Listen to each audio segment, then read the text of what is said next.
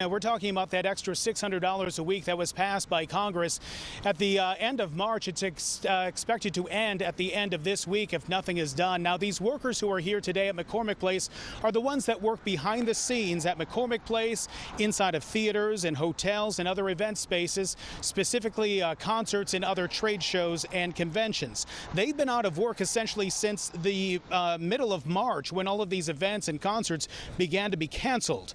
They're calling on lawmakers now to extend that benefit for workers like them who are not able to work these events because they've all been canceled. Trade shows, concerts, plays, musicals, conventions, and many of these folks are union workers. And even with the regular unemployment that they would normally get, plus that $600 extra per week, they are still on average making about half of what they normally would if they were able to work.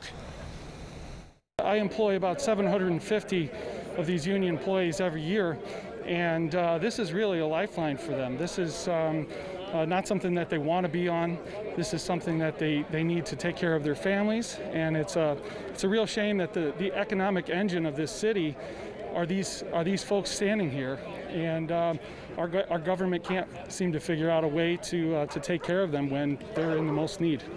Every expert has said that the pandemic unemployment insurance, which I proposed with Senator Wyden, the Republicans had resisted, but thank God it's in the bill. It's kept millions of people able to feed their families, pay their mortgage, pay their rent, people who lost their jobs through no fault of their own. It runs out the end of this month, and if we don't renew it and renew it in a robust way, millions more will sink back into poverty, lose their homes, get kicked out of their apartments, and not be able to feed their families.